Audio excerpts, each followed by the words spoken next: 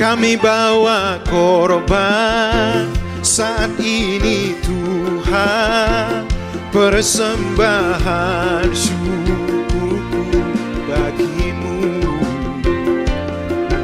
Dengan rela hatiku dan penuh sukacita, sungguh itulah yang kau kehendaki. Kami bawa korban saat ini Tuhan, persembahan syukurku bagimu. Diiringi nyanyian, diiringi pujian, kiranya berkenan di hadapanmu. Walaupun tak berarti, sangat sedikit sekali, ku taruh di mezbah segenap hati. Semua yang ku berikan daripadamu Tuhan, untuk kepentingan pekerjaanmu.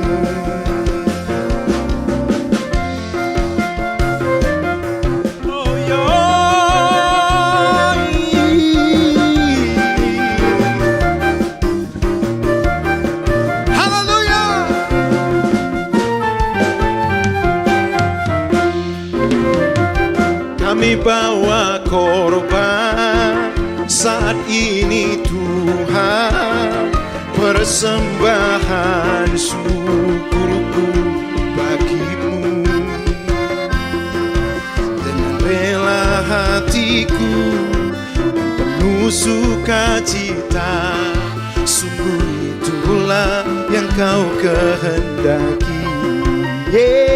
Kami bawa korban saat ini Tuhan, persembahan syukurku bagimu. Diiringi nyanyian, diiringi pujian, kiranya berkenan di hadapanmu. Walaupun tak berarti, sangat sedikit sekali, ku taruh di mezbah segenap hati. Semua yang ku berikan daripadamu Tuhan, untuk kepentingan pekerjaanmu, untuk kepentingan pekerjaanmu, untuk kepentingan pekerjaanmu.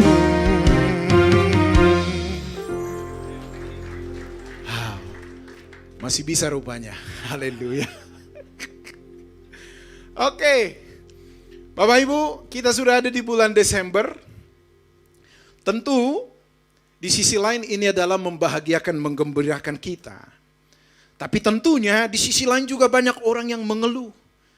Karena dengan tibanya bulan Desember, anggaran biaya pun naik dari biasanya. Bahkan mungkin sebagian kita ada tradisi atau kebiasaan harus ada pohon terang di rumah. Gak salah. Gak salah. Tapi kita harus perlu pertanyakan, ada apa dengan yang kita buat itu? Nah, tentu saya tidak membahas itu secara khusus. Sebagaimana di flyer yang sudah di-share buat kita adalah, jangan menoleh ke belakang. Nah, kalau kita menyimak, tentu ada satu kisah tragedi hidup manusia, yaitu keluarganya Lot. Lot ini adalah seorang yang benar di hadapan Tuhan.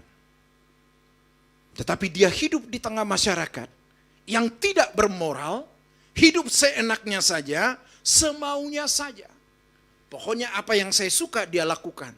Bahkan penyimpangan demi penyimpangan pun dianggap menjadi hal yang lumrah, saudara-saudara. Itu sebabnya kita coba melihat 2 Petrus pasal 2 ayat yang ke-7.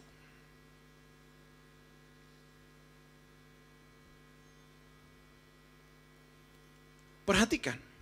Tetapi ia menyelamatkan Lot, orang yang benar, yang terus-menerus menderita oleh cara hidup orang-orang yang tidak mengenal hukum dan yang hanya mengikuti hawa nafsu mereka saja.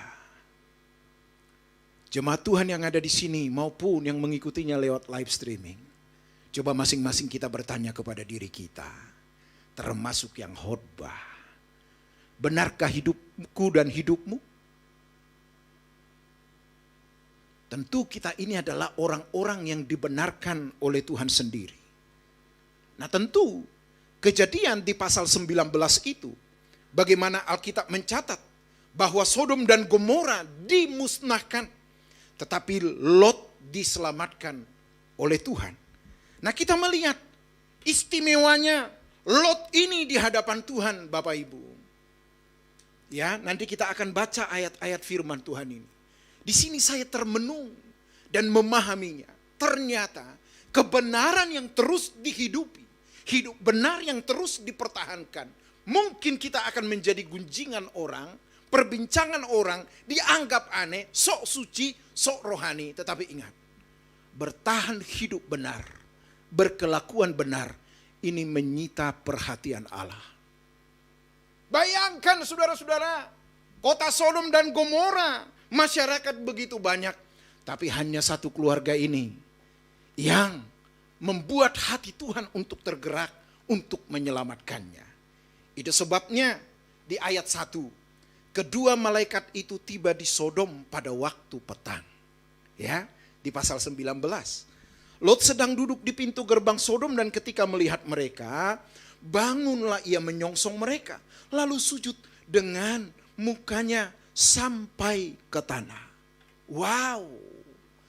Nah kalau sampai Tuhan memperhatikan kebenaran hidup kita dan membuat perhatiannya tersita oleh kelakuan kita, ini kebanggaan kita. Ini loh kebahagiaan kita. Bahkan di kitab Matius, saudara-saudara, di Injil Matius berkata, berbahagialah orang yang menderita karena Tuhan. Tapi sering penderitaan kita bukan karena Tuhan, ulah sendiri.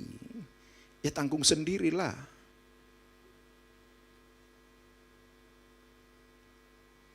Bahkan ada satu kebiasaan yang dilakukan oleh gereja-gereja tertentu sebelum mengakhiri ibadah atau misa gereja, mengajarkan doa Bapa kami. Bagian kalimat terakhir, dan janganlah membawa kami ke dalam pencobaan. Itu pernyataan kita, itu ungkapan kita di dalam doa kepada Tuhan. Faktanya adalah Tuhan gak bawa kita ke dalam pencobaan. Kita yang masuk sendiri. Bahkan pernah saya mention ini dalam berbagai bahasa daerah. Bagian terakhir itu, ya, diterjemahkan dalam bahasa Batak, nggak ada masalah. Bahasa Jawa, enggak. Chinese, enggak, jelas lah, udah pasti. Tapi ketika ke bahasa daerah, Manado, sorry nih, ya, bagian kalimat terakhir itu, dia bilang begini, dan janganlah membawa kami ke dalam pencobaan.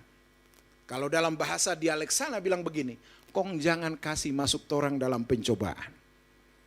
Karena torang bisa masuk sendiri, no. Mungkin kita tertawa mendengar ini, termasuk juga yang menyampaikan. Tapi ini dalam banget, saudara-saudara. Kita yang sering membawa diri kita ke dalam pencobaan. Kelasnya hanya motor, maksa untuk motor lebih bagus lagi. Padahal nggak ada yang menjadi keharusan, saudara-saudara. Mau fasilitasmu juga lebih oke dari orang, itu adalah rezekimu. Tetapi tidak boleh apa yang menjadi, yang kita miliki ini menjadi nilai diri kita. Ya, nah untuk itu, saudara-saudara yang Tuhan Yesus kasihi, Lot dan keluarganya ini mendapat kasih karunia Allah yang amat spesial. Hal ini tentunya tidak terlepas Bapak Ibu dari hubungannya dengan Abraham yang adalah omnya sendiri. Sebagaimana firman Tuhan yang sudah kita baca tadi, bahwa Alkitab mencatat Lot adalah seorang yang benar, berintegritas, bermoral, sekalipun tinggal di tengah-tengah masyarakat yang hidup sesuka-sukanya. Bapak Ibu, hal ini agak paralel dengan hidup kita di Indonesia. Nuansa keagamaan di Indonesia begitu kental. Ya, kita tahu bahwa orang yang beragama itu langsung nampak dari penampilannya. Tapi pertanyaannya adalah, ada enggak kehidupan beragama itu, mengaku bertuhan itu tercermin enggak dalam hidupnya? Ini loh menjadi titik perenungan buat kita. Jangan menoleh ke belakang. Orang bisa saja, tentu masa si Tuhan kejam banget ya. Hanya noleh ke belakang begini. Enggak sesederhana itu. Bayangkan, malaikat Tuhan sengaja diutus untuk menyampaikan apa yang harus Allah lakukan atas kelakuan Sodom dan Gomora. Perhatikan. Berarti Bapak Ibu, di sini sekalipun keadaan tidak berpihak, orang tidak mensupport kita. Tetapi kalau engkau tetap berpendirian untuk hidup benar, nah tentunya hidup benar harus dimulai dari apa? Etika moral pada umumnya itu dulu. Nah ada orang sering salah kaprah, ya. Tidak mungkin orang bisa rohani hidup benar kalau dari hal-hal yang dipahami orang secara umum dia tidak lulus. Tidak lulus. Jangan pernah mimpi untuk mendapatkan naik level kalau di level sebelumnya kita belum mahir. Paham ya? Bapak Ibu agak tegang ini. Tidak apa-apa. Tapi biar keteganganmu ini karena memang kau sungguh-sungguh mau merenungkan dan memikirkannya. Jangan engkau karena tegang wajahmu tegang karena pengaruh dengan dompetmu. Udahlah kawan, rezeki itu udah Tuhan takar masing-masing. Bersyukur dengan apa yang ada. Sutardi 9 ayat 11. Syukuri apa yang ada. Hidup adalah anugerahnya. Sudahlah, haleluya. Hari ini masih bisa datang beribadah. Orang-orang tertentu, saya katakan tadi kepada salah satu teman, yang datang hari ini, Sutardi yang berkhotbah, Anda luar biasa.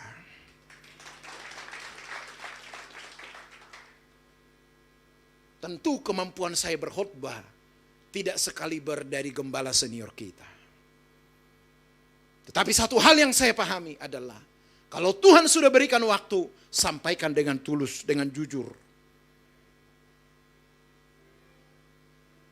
Nah, ketika Lot hidup di tengah-tengah masyarakat yang tidak memedulikan Allah, hidup suka-suka, egois dan tak bermoral.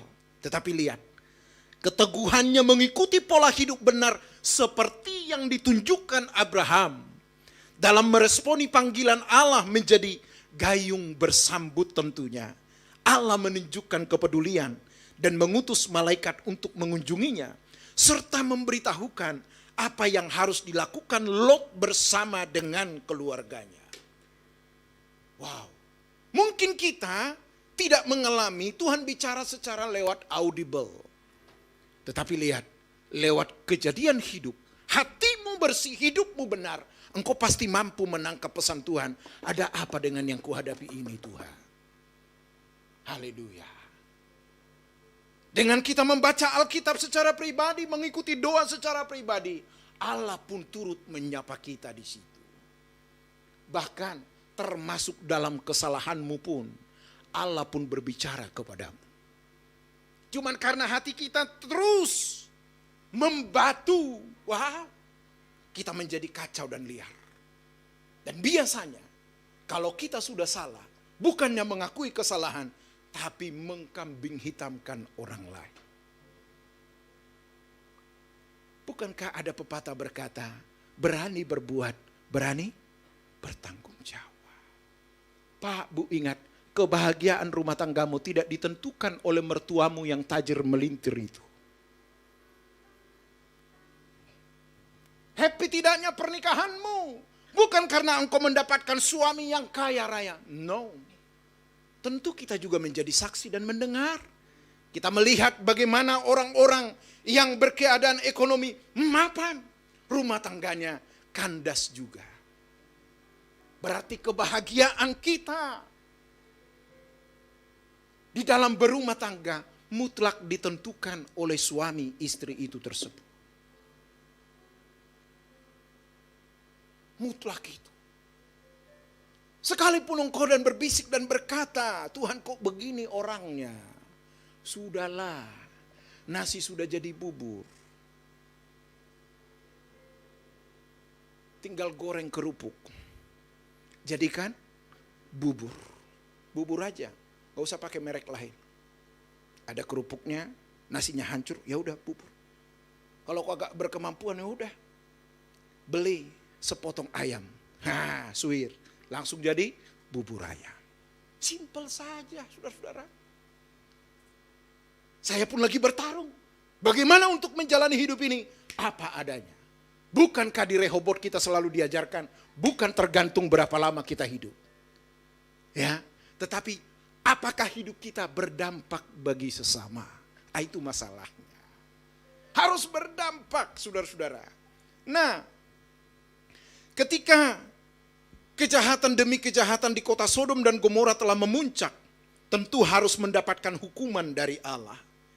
Toleransi peringatan dari Allah dianggap sepi sebagai angin lalu. Malah mereka menyombongkan diri, memposisikan diri berseberangan dengan Allah. Tetapi lihat, Allah berketetapan memusnahkan kota itu. Saya baca Alkitab, hanya satu kali Tuhan melakukan di mana manusia bisa menjadi tiang garam.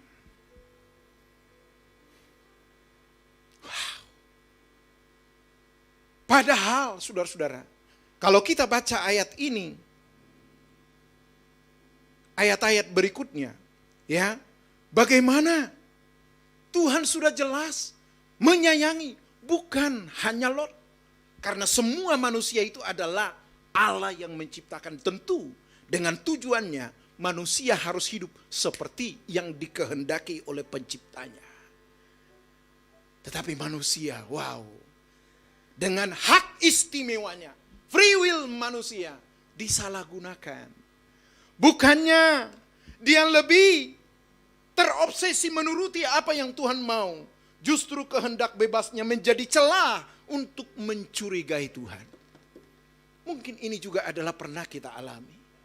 Ketika engkau berlutut dan berdoa memohon sesuatu, butuh bimbingan. Tuhan, apa yang harus aku lakukan? Dan di tengah kebisuan itu tidak ada suara yang menyapamu. Masih mampukah engkau tetap bertahan dan berkata, Tuhan aku harus hidup benar. Ingat, hidup benar bukanlah karena hidup 24 jam setiap hari di ruang doa. Tetapi dalam melakukan semua kegiatan aktivitas hidup kita ini, ada dalam satu pemahaman terbingkai, semua ini kulakukan untuk Tuhan. Pak Sutardi ngomong mah gampang, betul saya tahu. Saya tahu. Tetapi ingat, kesempatanku hari ini menyampaikan bukan hanya kepada Bapak Ibu, tetapi juga adalah menghujamkan kepada diriku sendiri. Sebab Alkitab berkata, semua yang diperbuat manusia, entah itu jahat atau baik, mesti dipertanggungjawabkan. Itu sebabnya, kalau jalanmu dan jalanku mulai menyimpang, mulai liar, dan Allah seolah membisu, saya mau kasih tahu, itu stadium lanjut. Tapi ketika engkau menyimpang, Tuhan gebuk, Tuhan peduli denganmu. Tuhan sayang dengan, tergantung bagaimana kita meresponi. Maka hal yang bisa sepadan dengan itu, saudara-saudara, kalau saya lagi ada masalah dengan istriku, saya digebuk, pak gitu, selesai. Tapi saya jangan didiamin. Nah, saya nggak kuat di situ. Nggak tahu deh, kayaknya pada umumnya wanita begitu ya. Waduh. Jangan saudara berpikir kalau keluarganya pendeta udah benar semua. Belum. buahnya belum ketahuan saja. Tetapi lihatlah firman Tuhan berkata, pohon pasti dikenal dari buahnya. Bahagia tidaknya rumah tanggamu pasti akan kelihatan dari raut wajah istrimu. Bahagianya rumah tanggamu pasti akan terpancar dari raut wajah suamimu. Itu nggak bisa dipungkiri, saudara-saudara. Ingat, yang di dalam itu memancar keluar. Sekalipun engkau mungkin menutupinya dengan perawatan, skincare. Ingat, itu temporary. Bahkan kalau engkau tidak disiplin menggunakannya, ada belang yang sangat mencolok. Wajahmu putih tapi tanganmu hitam, kan gak cocok. Makanya kita ini kan kebanyakan korban iklan, korban dari promosi produk dari satu company.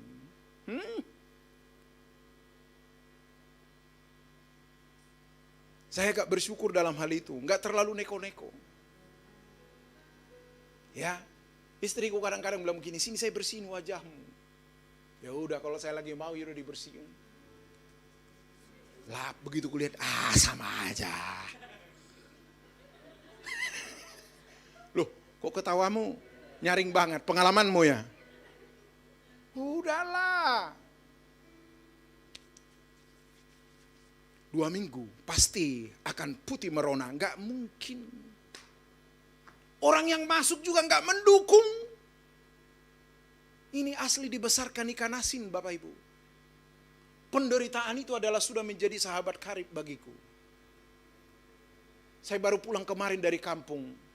Dan tentu harus melintasi terminal di mana saya lahir. Wow, teringat masa lalu. Ganteng-ganteng begini, saudara-saudara. Pernah ini jadi tukang kuli panggul. Namaku itu kan Sutardi Firdaus Nababan. Tapi kalau hari Selasa, hari pekan di kampung saya si Borong-Borong, nama saya itu berubah menjadi Sorong. Bukan Sorong Papua. Jadi memang saya tiap hari Selasa itu memegang alat untuk mikul barang ini, Sorong namanya. Jadi ketika orang panggil bilang begini, Sorong, otomatis. Waduh, yang bikin saya paling malu adalah kalau ketemu teman sekolah dan guru. Maka tanpa dikomando saya akan tertunduk dengan malu.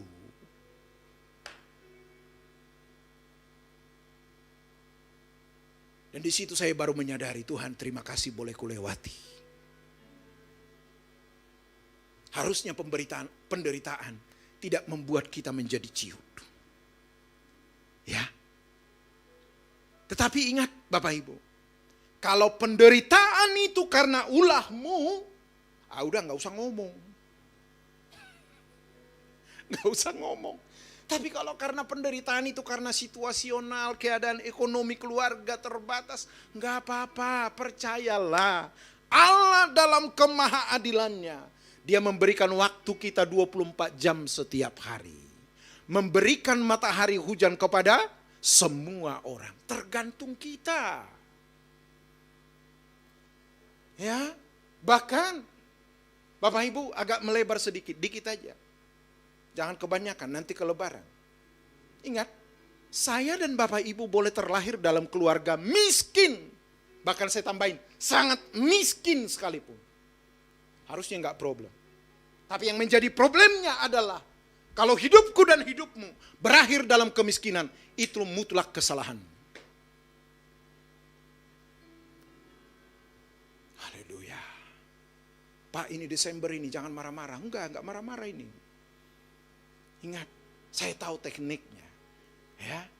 Dan ini tolong perhatikan, buat yang mimpin di sini termasuk WL Singers juga. Latih bibirmu, mulutmu untuk boleh ada smiling voice. Coba nanti buktikan, engkau kaku begini ngomong di kaca, aku mencintaimu. Coba dengan senyum, aku mencintaimu. Beda saudara-saudara. Beda, haleluya. Tapi Pak, saya ini orang Batak. Dari sononya gak bisa romantis. Bisa dirubah. Bisa dirubah, benar. Serius. Saya ini kan lahir di kampung ini Bapak Ibu. Ya, jadi saya tahu bagaimana papa saya memperlakukan mama saya. Gak ada romantis-romantisnya. tembak langsung aja. Tapi dari situ saya berpikir nanti kalau saya menikah nggak boleh seperti ini. Sehingga memanggil istriku, kupanggil dia say. Tapi jangan tepuk tangan, dengar dulu. Udah nggak tahan ya.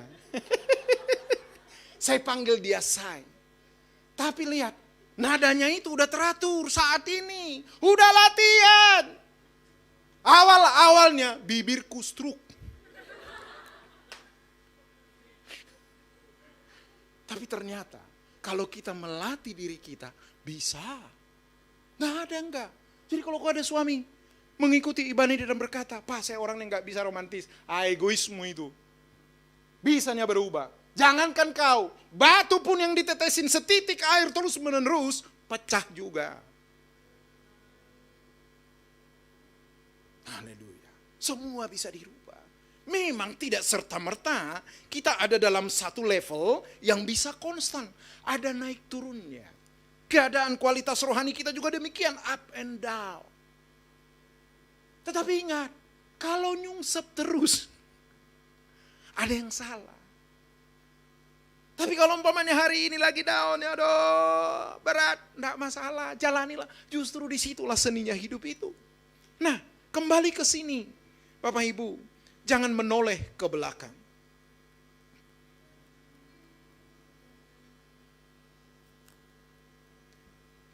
Ketegasan Allah menghukum Sodom dan Gomora memberitahukan kepada kita bahwa setiap tindakan, perbuatan entah itu jahat atau baik harus dipertanggungjawabkan untuk mendapatkan ganjaran yang setimpal. Mungkin muncul pertanyaan dan kita berkata, di mana belas kasihan Allah? Pak, bukankah Allah itu kasih adanya? Benar, ingat, Allah konsisten dengan tatanannya, hukumnya. Bahkan ayat yang sangat familiar di bulan Desember, tak seorang pun dikehendaki oleh Allah binasa. Saking sayangnya, dia menganugerahkan anaknya yang tunggal buat saya dan saudara. Wow. Jadi kalau hanya sekedar uang kontrakan rumah belum bayar, ya sudah tanggung jawabi dulu.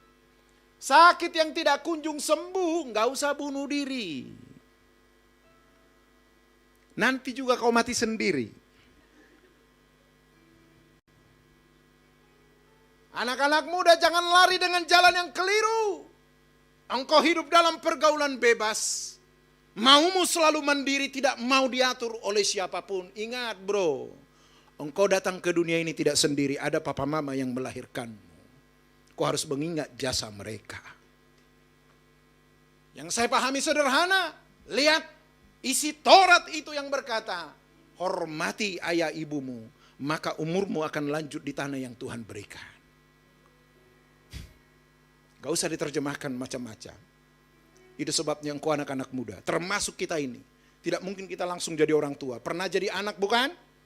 Kalau engkau pernah membuat hati orang tuamu terluka, ingat, sebelum Desember berlalu, ini saatnya bagimu mengambil tindakan dan berkata, Mama Papa maafkan aku. Tapi jangan hanya maaf di bibir, harus terrealisasi dalam hidup kita. Apalah artinya maafmu hanya melirik dompet orang tuamu. Ada orang begitu. Giliran ada maunya baik-baik sama orang tuanya. Giliran udah dapat, wow, dia bertingkah. Tapi jemaat GSKI Gajah Mada nggak ada. Baik-baik semua ini, haleluya. Nah, Bapak Ibu, keistimewaan yang dimiliki manusia melebihi semua makhluk ciptaan lainnya. Keistimewaan manusia seharusnya berkemampuan untuk memilih di pihak Allah atau bukan. Menjadi sekutu Tuhan atau bukan. Ketidakkonsistenan dalam mengamalkan ketetapan-ketetapan Allah telah melahirkan kecurigaan-kecurigaan yang tidak semestinya atau sepatutnya dituduhkan kepada Allah.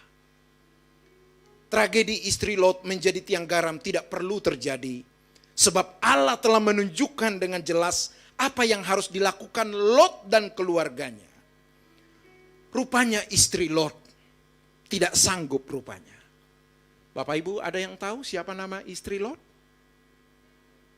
Mahasiswa ini nggak tahu juga. Nih saya mau kasih tahu, Tante Lot.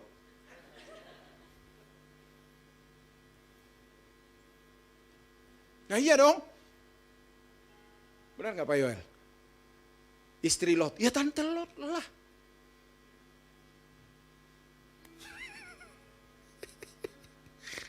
Nanti ini keluar ujian akhir semester. Enggak. Saudara-saudara, lihat. Ternyata Tante Lot tidak rela loh. Tidak sanggup berpisah dengan semua kenangan yang pernah dialaminya. Dan apa yang terjadi? Ya, ingat ketidakrelaannya terpisah dengan segala sesuatu yang telah menjadi sesuatu bagi dirinya. Apa nih sesuatu bagi Lot? Masa hanya noleh begini Tuhan hukum? Tidak mungkin. Sesuatu di sini bisa harta benda yang telah mereka punya selama ini. Sesuatu di sini bisa reputasinya, nama baiknya. Sekarang buat saya dan Bapak Ibu, apa yang menjadi sesuatu bagimu? Jangan sampai sesuatu ini menggeser posisi Allah dalam hidup kita. Ketika saya pernah men-scroll TikTok, ada satu konten begini. Dia tunjukkan pilihan God dan juga dengan barang-barang yang jelas. Ada amplop God dan ditunjukkan dengan disandingkan dengan merek handphone tertentu. Ketika dilirik amplop ini hanya tulisannya Allah, dia memilih yang jelas ini loh. Contoh misalnya, ketika ada amplop di sini isinya Tuhan. Di sisi lain di sini adalah handphone seri terbaru. Gak usah saya sebutkan mereknya. Kira-kira kalau diperhadapkan kepada saudara, mana yang kau pilih? Gak usah nunduk, jawabannya gak ada di bawah. Haleluya. Oke. Ada lagi amplop yang sama. 2. 1 berisi Allah tulisannya. Yang lain rumah mewah. Coba nih teman-teman pelayan ini, pilih mana? Hah? Rumah mewah? Mantap. Terima kasih buat kejujuran. Jawaban-jawaban jangan dirohanikan karena lagi mengikuti ibadah kebenaran Alkitab. Pak, ada amplop yang sama, tulisannya di dalam Allah. Yang satu lagi, wanita cantik kaya raya. Kau pilih mana?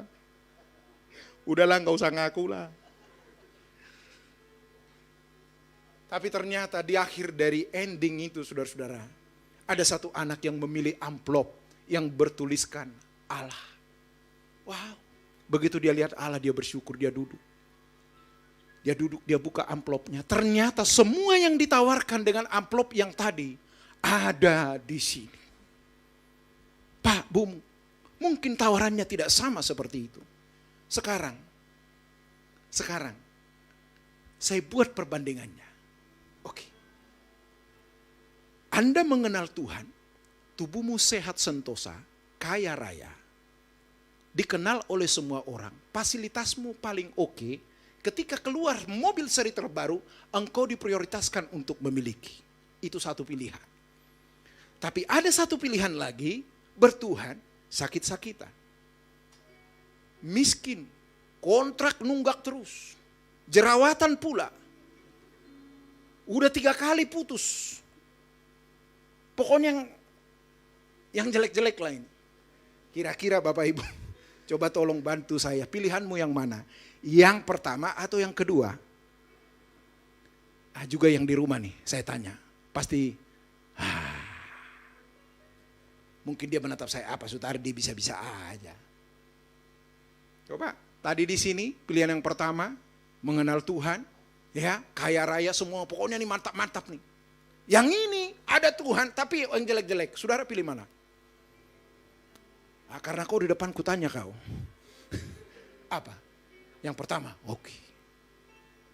Siapa yang ikut kloter pertama? Nah ini menjadi penyaringan tahap pertama. Pak Bu, siapa yang mau ikut? Nggak ada. Wih, hebat dia. Nah ini nih, yang di sebelah kiri saya ini. Para rohaniwan ini. Lah iya dong, kita tanya dulu. Jangan-jangan hanya mantap performance saja. Coba nih teman-teman nih, para rohaniwan ini. Pilih dulu, yang pertama atau yang kedua. Ini bukan dalam rangka kampanye ya. Nggak ada hubungannya dengan itu. Nggak ada. Tapi ingat, kau jangan kelamaan tertawa, tetap kutunggu jawabanmu. Apa? Yang pertama atau yang kedua? Hah? Kedua. Oh, kedua ya? Yang ini? Pak Herman? Jangan senyum, tetap kutagih. Kedua. Oh, pertama. Tadi di sini kedua. Wih, hebat benar. Coba siapa yang kedua? Loh, yang tidak menentukan pilihan mau apa?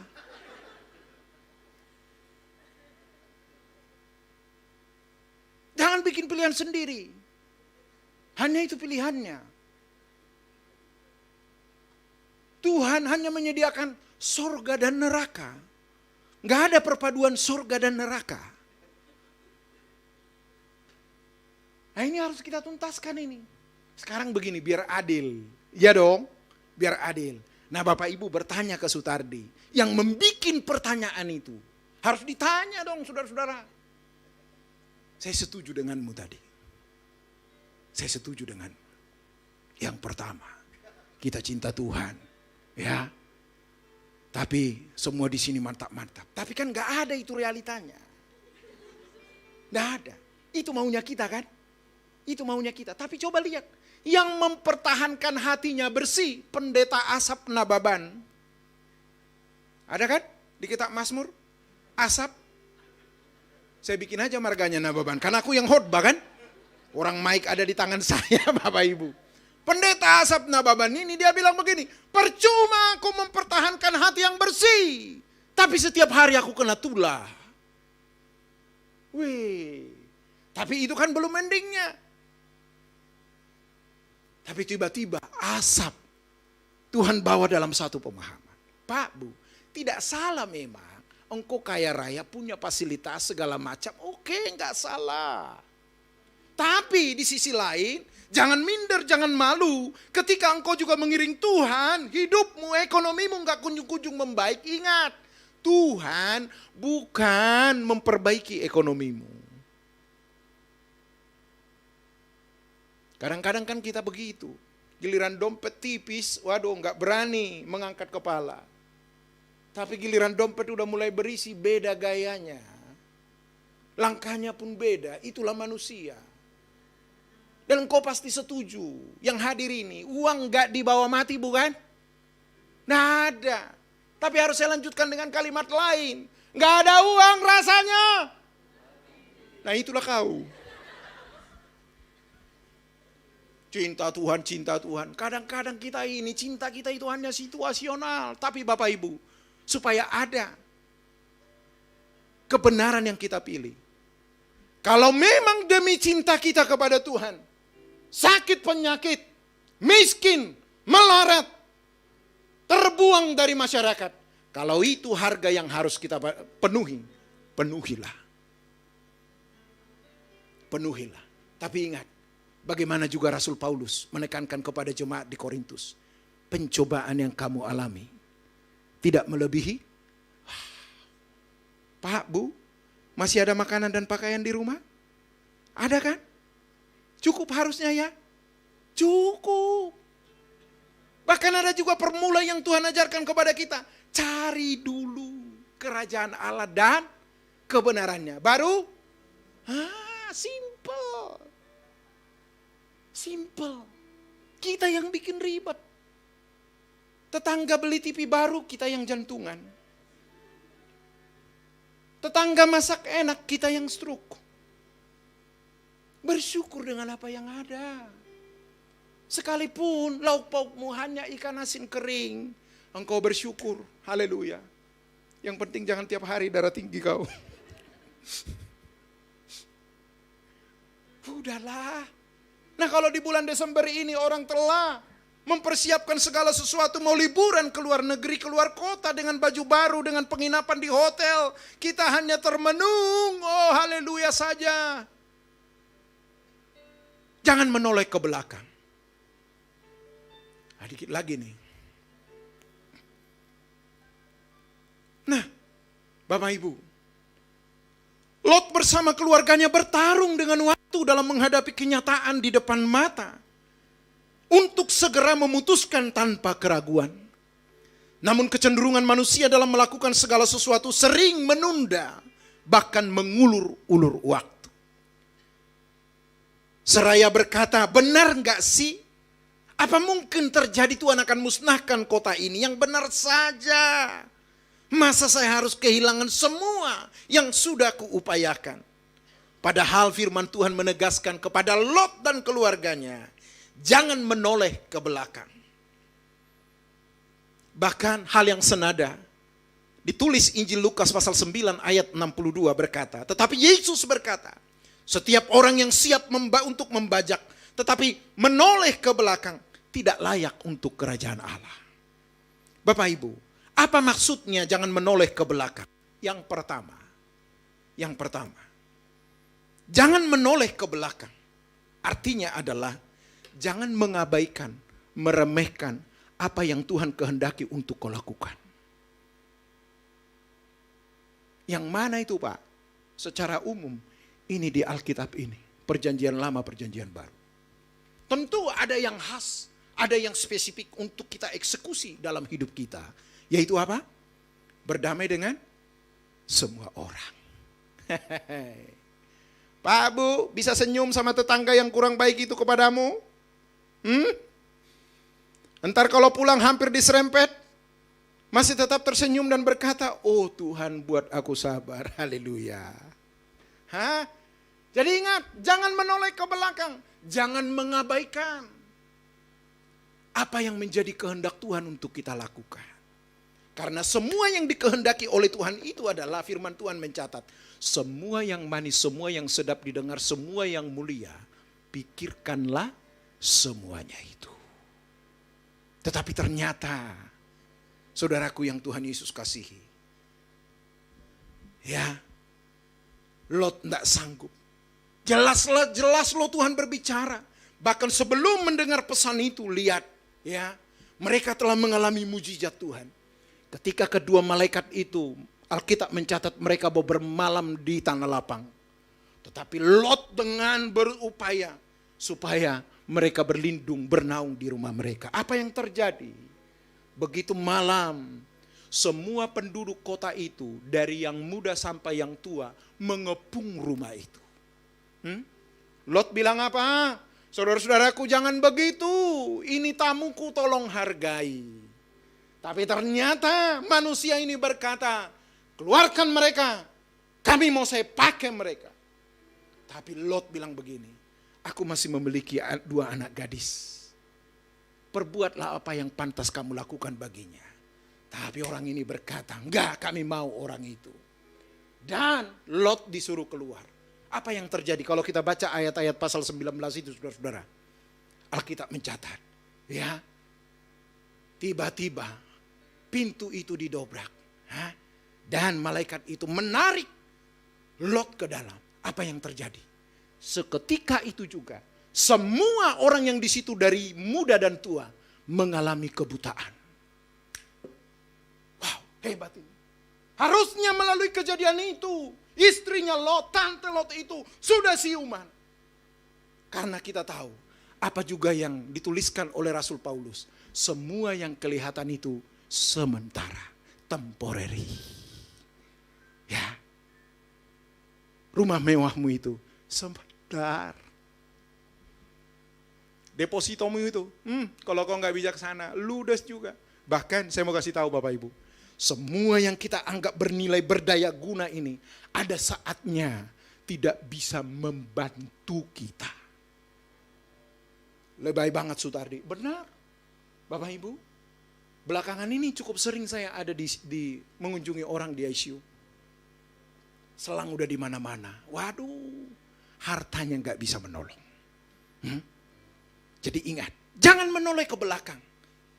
Jangan mengabaikan, jangan menganggap remeh apa yang telah Tuhan tetapkan. Hidupi itu. Bahkan yang terakhir,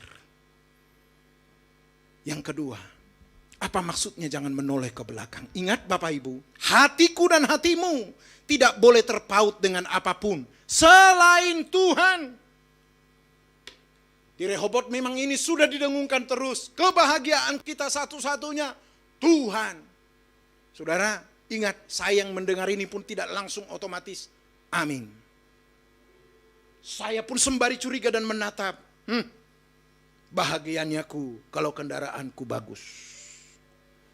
Ketenanganku ketika aku memiliki ini dan itu. Baru seiring dengan waktu, apa yang disuarakan oleh gembala senior kita, kebahagiaan kita hanya Tuhan. Yes, bertarung untuk itu. Tapi saya susah Pak. Hei Pak Bu, susah tidak membuat nilai rohanimu menjadi menyusut. Orang yang miskin kaya tetap sama-sama mati. Adakah orang yang kaya raya hidup selama-lamanya? No, semua akan mati. Cuman saya berharap dari depan ini, biar yang tua duluan. Ya iyalah udah duluan lahir masa belakangan mati. Duluanlah yang tua. Atau supaya agak lebih demokratis, kita berdoa biar Tuhan memanggil kita menurut abjad.